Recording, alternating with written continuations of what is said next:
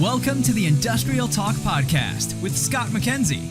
Scott is a passionate industry professional dedicated to transferring cutting-edge, industry-focused innovations and trends while highlighting the men and women who keep the world moving.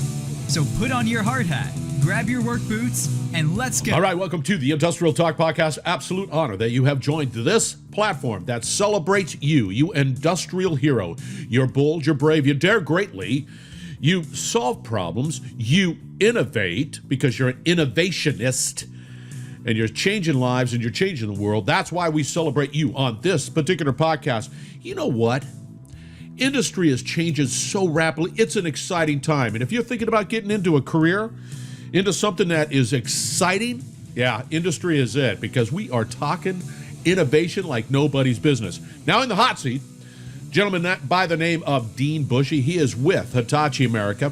He is the transportation and mobility SME, or subject matter expert there. And I got to tell you, if there's a topic that needs to be discussed, it is definitely that one. Let's get cracking. So what's great about this? So what's cool is that Dean, massive skills. His stack card is just dripping with skills. And we talk about connected transportation systems. Now, you're saying to yourself, Scott, why would we want to do that? And it's everything moves by some form of transportation. And can we improve upon that? Oh, yeah. Oh, absolutely we can. People like Dean, Hitachi America, and others, they're really exploring the innovation that is needed for that particular next generation, that ability to be able to focus on the customer 100% in their transportation, in their logistics, in their supply chain solution, and it just gets down to that connected capability to be able to see exactly what's going on. It's exciting, and it can be done. This is not pie in the sky stuff. This is not something that you're going to say, that it's just not going to happen. We're going to still deal with it. No. This whatever we call this next normal, has really created a sort of a focus on some of the challenges that take place within our transportation system and the need to be able to bring in electrification, the need to be able to think about autonomous vehicles, and the last mile. There are so many subjects and topics to discuss in this particular, if you look at it, transportation, supply chain, logistics, it's all there and connected. Before we get into it, just FYI, I want to be able to just sort of, once again, plant your seed. The Industrial Talk is all about education. Got it. Dean's right here. Educating. It's important. You got to stay ahead of that. You got to collaborate. You don't have Dean and company, they collaborate with a number of other companies to be able to come up with solutions that truly meet customers' needs. And then definitely innovate. The future is truly an innovationist type of platform. It really pushes the envelope, and it's an exciting time. The Industrial Talk platform is sort of going through an upgrade, shall we say, an Industrial Talk 2.0. That means we want to be able to facilitate that education and get the greatest and latest information on whatever you want to talk about, that innovation that's out there that will make you a better company, that will make you a better professional, and to be able to collaborate with these individuals that'll say, hey, we want to do it with you. We want to be able to create and change the world by collaborating. And then finally, deploying innovation that truly transforms the world. That's what Industrial Talk is all about. That's what the 2.0 focus is going to be on. There's a lot of great stuff out there, a lot of wonderful conversations to have. And I'm telling you right now, this guy right here on this side of the microphone is absolutely jacked. All right, Dean, transportation mobility subject matter expert. And I mean, we just scratched the surface in this conversation. And if you go out to Stack Card, it's Dean Bushey, that's Bushey. Find him, reach out to him. He wants to connect.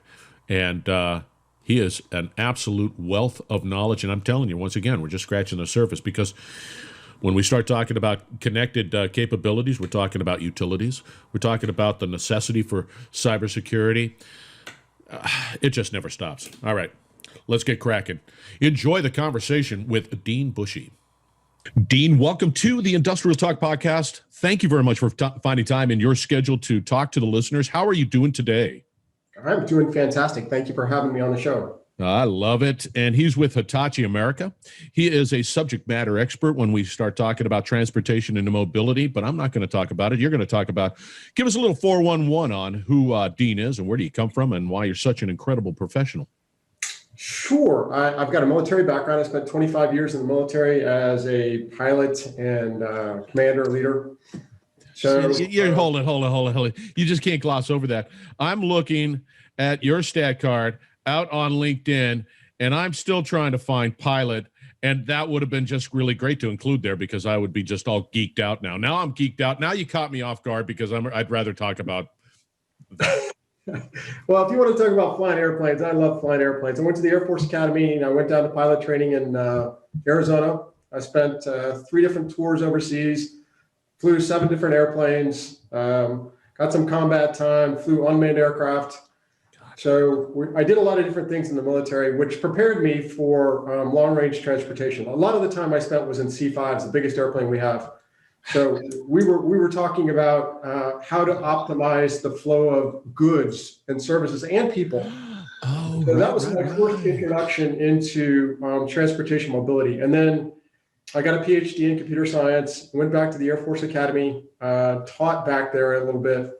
But then they put me out in unmanned aircraft where we were trying to have the aircraft deployed overseas and the pilots back in Dallas or in Las Vegas or in Washington, wherever the pilots may be.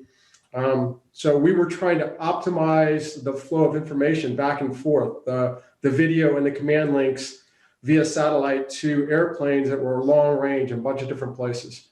So was there ever a delay? Like, I mean, if you got that distance, if you're flying over, seas and you've got your command here in North America, was there ever like an information delay? Yeah, there's a 3/4 of a second delay each way. So when I move this way with the stick, 3/4 of a second later, the airplane will do that. But it takes 3/4 of a second to come back for me to realize the airplane did that.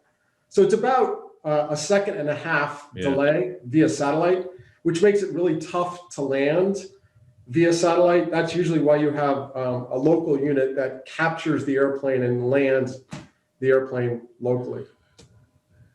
Yeah, that's a whole nother conversation that I would love to have. I think that's just, but we can't because this is industrial talk and we got to talk about transportation and mobility and the challenges associated with it as I push that whole other subject to the side, and I'm not very happy with it. Thank you very much, Dean. I appreciate you catching me off guard with that. Sure. Anyway, a lot of conversations with a lot of professionals that have been on the Industrial Talk podcast talk a little bit about that the challenges going forward, mobility wise, the transportation, the challenges, this whole conversation about automated vehicles and autonomous vehicles, all of that is just this big soup of interest.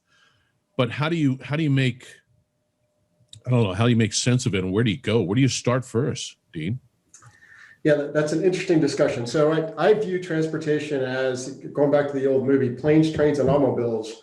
And it's really moving people and goods across all of those spectrums. So if you get focused just on making a car drive itself or making a train super efficient and on schedule, I think you're missing the boat. Really, for me, it's about getting you or a package from its warehouse to its final destination.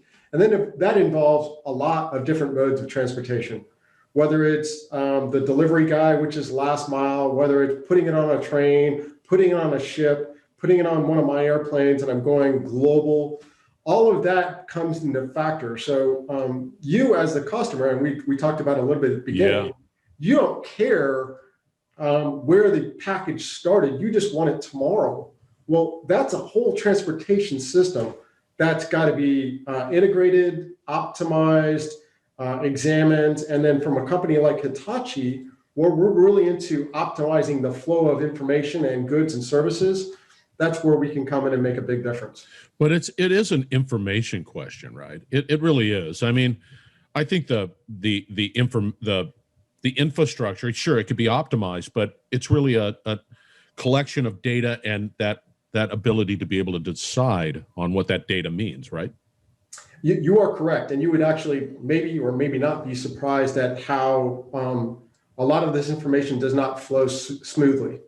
There are different APIs. So if I'm trying to get information from a cell phone and an autonomous vehicle and a train and maybe a traffic stoplight, all of those have sensors. They're all information providers, but that information doesn't actually talk to each other real smoothly. So the key to make a connected transportation system, and that's really where my that's it. That's the term. Go ahead. That's the secret sauce. So connected transportation system, making it smart, which is what you were hinting at, is getting all those various data sources to one, communicate, and then two, you need to ingest them, and three, you need to make smart decisions for you. If you're the customer, I need to be able to answer questions you may have, like how do I optimize the flow of this traffic through this neighborhood, or how do I optimize the flow of my pallet from beginning to end in its journey? See, this is where it seems like a huge challenge. I mean, it's massive because if you just go out to the interstate, you see trucks. You go to the rail yard, you see a bunch of. I mean, it's just full of stuff, and we move stuff all over the world, right? Right. And in that network, there's inefficiencies. Where do you just sort of, from your perspective, where do you just start? Like with that incremental approach. Yes, we got this. Yes, we're talking about this, but let's just start here. Greatest bang for the buck. How do you answer that? I don't know how you start. I mean, you brought up street lamps, and I'm like, yeah, you could do that too. I mean, right. Geez. Well, I really think you need to, from a business perspective, you need to focus on a customer. So if my customer, for instance, we have a customer in Florida, just outside of Orlando. I was there a couple of weeks ago, and they've got a private community, and they're really interested in the smooth, seamless flow of people through their community. Well, that brings up one use case. Now we've defined this whole transportation system gets really, I don't want to say simplified, but it gets focused on how do we integrate their micro transportation, which is the shuttles and the scooters and the small bikes, to their connected transportation. They have autonomous vehicles that are going through the community. That is their bailiwick. So I focus on that, and we get into a use case problem. Then we talk to you as the customer and say, what are your pain points? What are you not doing? Well, nothing talks to one another. And then we start exploring, okay, well, that's a pain point. And maybe Hitachi can help you do all of it, but most likely Hitachi will not. And we found that it's better for us to say, all right, if we can define the pain point, we can start to evolve solutions with you. We co-create solutions with the customer and then say, well, maybe we need to bring Intel in, or maybe we need to bring Amazon Web Services with their cloud storage devices. And now we have the power of Hitachi, Intel, and Amazon Web Services jointly coming with a solution to a problem that you as a customer wants. You get a solution, then we have a joint solution that's probably, from our perspective, business-wise, repeatable. Now we have a solution that maybe Las Vegas will want, and Miami will want, and San Francisco will want. Yeah, you bring up a good point about the necessity to collaborate. I don't think, and it's not a slam on Hitachi or any other company. I think the use cases are that complex, and for a company to be able to say, yeah, we can do it soup to nuts. I don't think so. It requires, that collaborative desire and mindset. I just think it is, and that's the right way to do it. Another one we're trying to, I'd say, tackle. Another use case we're examining is multimodal at a freight level. So if you think of a ship going across the ocean, it's got all these pallets on it. It's got all these cargo bins on it. It has a bill of lading. Well, when it gets to the port, there's a separate system that gets it off of the boat and puts it on a train. It needs a new bill of lading because those systems don't talk to one another. Well, when it gets to the trucking yard where you're trying to truck it, it's got a different bill of lading. So this multimodal, smooth flow of goods and services requires, it sounds really simple, but it's not. You need sensors that tell you where the packages are. You need optimized scheduling routes. You need companies that have great sensors, companies that have cloud-based storage, and no one company can do that. So now we start to collaborate and come up with some solutions, interim solutions, as we're moving towards an optimized solution. These the necessity to generate new bill of ladings.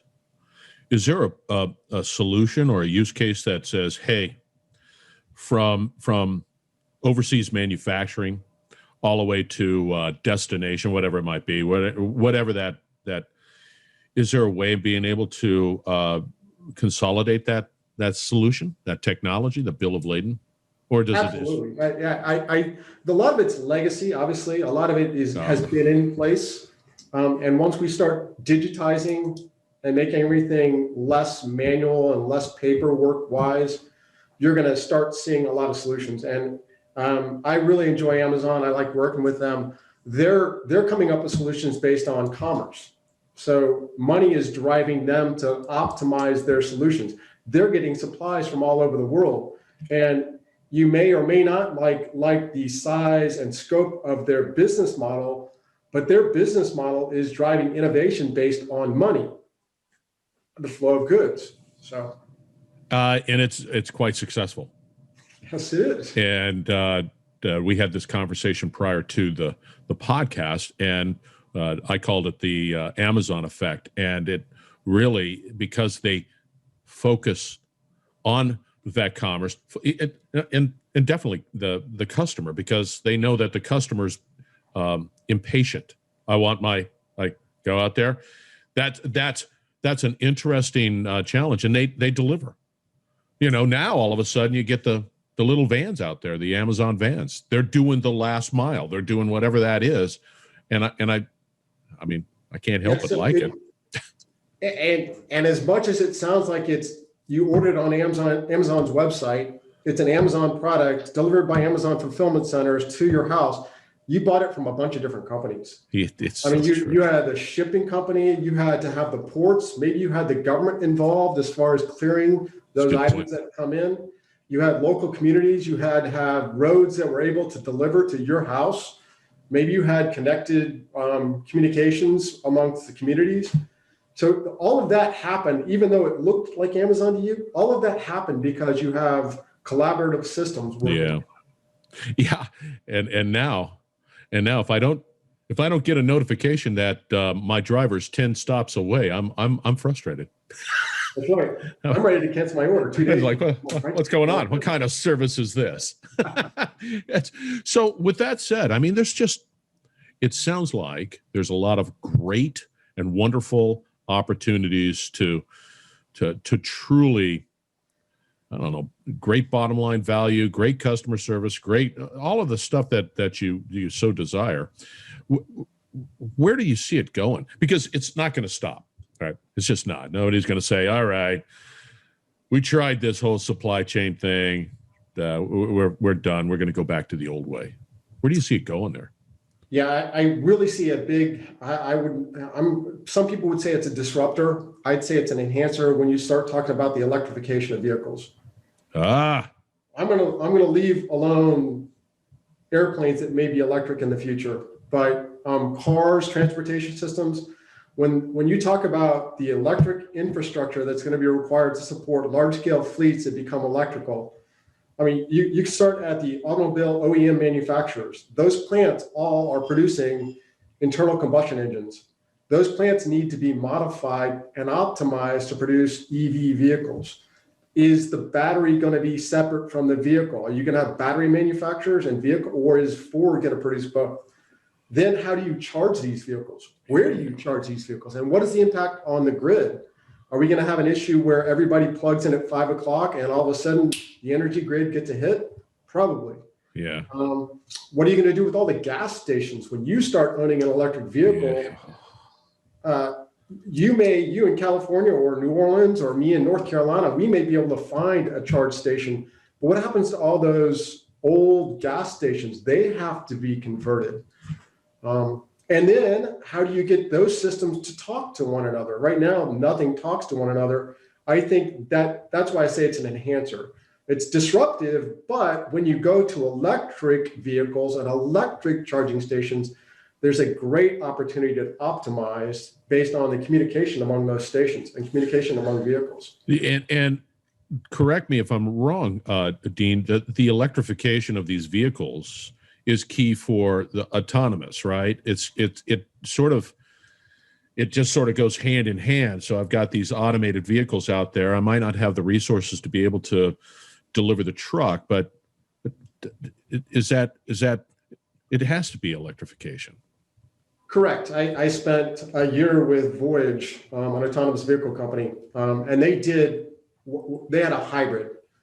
They had a Chrysler Pacifica, which was a hybrid vehicle, but everything about the vehicle had to be electrified because you had a massive computer in the back, right? You had the brains were in the back of the computer or the car that were making split-second decisions based on sensors, which were all electric. So there had to be a very large electrical source of power. Wow. Yeah, see, that's interesting. If you start making it more than autonomous is fun, but autonomous and then connected, where it actually can transmit and receive data via Wi-Fi or LTE or 5G as it comes out. Now you get me really excited. It's where the future is. Yeah, see, that's right in line with your statement of connected transportation systems. It's people like you and others who think about this, night and day, which is pretty cool. Thank you for doing that but for people like me and others, it's a pretty cool future. But we as consumers, we take it for granted. I take it for granted that I'm going to get my package out there. I don't see the nuts and bolts and how that sausage is made to get that package to my front door. And now somebody takes a picture of it and says, "This is where it's at." It's like, yeah, there it is. I mean, it just keeps going up, and it's just little things like that. Well, this is almost full circle because you asked me how I was doing at the beginning of the podcast, and how do I like Hitachi America? I love it because Beverly said, "Dean, we want you to stay on top of the transportation industry. We want you to stay on top of mobility," which means that my job is to make sure I'm on the cutting edge of all the innovations. And it's huge. It affects every phase of life. I think it's one of the biggest enablers or disruptors, whatever you want to call it. Transportation is going to affect everything. Obviously, COVID shut a lot down, and it's going to change transportation. But if we can enable people to be able to move about cities, and we enable the movement of goods and services, and we connect all of this, that's just really exciting to me because you're making a difference in people's life. You're not just doing something to deliver whatever. You're making a difference. Here's a question that I don't know if there's an answer to it, but let's say Amazon's Amazon. Amazon's going to have the capital to be able to do whatever it really wants to do and to be able to innovate the way they want to innovate to benefit themselves, the shareholders, whatever that driver is. Mm-hmm. But what about the mid to small companies, that price point? How do they participate in this brave new world? I think there's lots of opportunities. I do a little teaching on the side to computer science students, and we talk about several facets on how you can get into this, whether it's the passenger experience in the vehicle. Maybe you're designing a new infotainment system or a connected system where that if you're driving by a coffee shop, you get a pop-up of a coupon on your phone saying, "Hey, I recognize that you're virtually in front of a coffee shop." Maybe it's the EV design. You're designing batteries and you're doing a computer design of what we would call a digital twin, a simulation. Maybe you're helping with the mobility phase of it. There's just so many avenues for people to get in this game. And yes, digital companies tend to expand and then contract and then merge very quickly. Yeah. But so do computer science technicians. They spend a year at a company and they're going to a next company and they're doing amazing things. So it's really exciting time to be a technologist in this EV changing world because there are so many paths. And these small companies, it's where it is. Yeah, yeah, no, I agree with you 100% on that. That's true, and it's the it appears that it's true blue ocean opportunity, and it's not even bound by your imagination. You can, if you can think it, you could probably execute upon it. You might be able to find somebody to help you and work through it. It's pretty good, but you know what you just said. It's sort of Minority Report-ish, the movie where you're driving by and it's like, hey, look at that. This coffee shop has something on for sale. Hey, you need a shirt. You were talking about the shirt. Here's a shirt for sale right next to you. Yeah, it's going there. And we even haven't even touched on cybersecurity. So that's a whole other thing. Connecting all these transportation systems. God, that's a good one. Somebody's got to be smart enough, and hopefully it's the kids that I'm teaching. They're smart enough to start developing systems that are secure and robust and reliable, and have backup systems. Because when you connect two things, there's a source of intrusion. There could be a source of intrusion. That's a whole nother conversation. I like the conversation about cybersecurity because I think that it's one of those topics that nobody wants to have, but everybody has to have it. It's okay when it's working fine. I just don't want to know when it's not. Right, exactly. Don't come to me and let me air my dirty laundry and say that no, that's a whole nother conversation. And yes, if you know somebody within Hitachi America that wants to talk about cybersecurity, I'm all ears, or all headphones, or all mic, whatever. Yeah, I definitely have some people that would love to talk to you because it is a great topic, and it's like you said, and I think that we just, there's that human element. The gravity of it is so, it's like overwhelming. And the same thing in the world of cyber, in the same thing with this whole digital journey. It's, from me, simple mind, it's overwhelming, but it's exciting at the same time. One particular use case that's a little bit outside of mobility, but I've tended to become a utility infield player for Beverly. Just whatever she needs help on, I plug myself into. We were designing some advanced energy management systems for a town outside of Orlando, and basically it's grid load balancing. If you think about what happened in Dallas, all the demand and peak demand cycles. So connecting buildings, whether the energy source, the grid source is traditional grid, or it's solar or floating voltaic cells, or whatever you want to put, EV charging stations, connecting buildings and parking garages so that they manage the load much better. Building says, hey, I've got a real high load, and the feeder from the Orlando utility company says, hey, that's a pretty high spike. Some of the other buildings can come in and go, okay, well, we have excess capacity. Yes. We're talking. Well, so that introduced a connected system. We immediately had to go to our cybersecurity people and say, all right, we need to have you part of this project to say, hey, there could be intrusion since we're communicating wireless. Yeah. God, I love it. It's exciting, and it just seems like the speed at which all of this is happening is lightning. Because you guys just sort of sit around, I don't know, hang around the water cooler and chirp about how we can digitally transform everything in the world. Yeah, I really wish I was 20 years old again, because I think the next 20 years is going to be amazing. Oh, that's exciting. Well, let's put it this way: we're going to have to wrap it up. However, how does somebody get a hold of the Dean?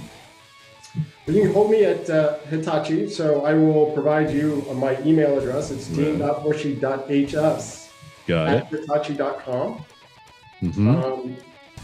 I'm out on the web. I've got several different places where you can see my writings on Hitachi. They're out on LinkedIn. You can find me on LinkedIn. That's usually a great way to get a hold of me too. Which is pretty cool, because you've got Dean Bushey, which is you were an early adopter to LinkedIn. It must be, because I'm sure there's other Dean Busheys. I live in the digital world. It's dead sexy. I'm telling you, it is, man. I geek out. I'll be the first to do that. But thank you, Dean, for finding time in your busy schedule and sharing with us a slew of information and insights. I'm overwhelmed now. You're a disruptor. That's what you are, Dean. All right. Thank you, Scott. I appreciate it. All right. Thank you, listeners. Hey, we're going to be wrapping up on the other side. All of the contact information for Dean will be available. And really appreciate you joining the Industrial Talk podcast, where we celebrate you, industry professionals. Stay tuned. You're listening to the Industrial Talk Podcast Network.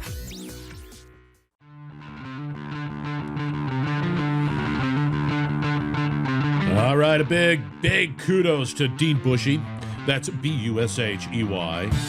Mad stat card out there on LinkedIn. Told you the information and the content would be just absolutely to die for.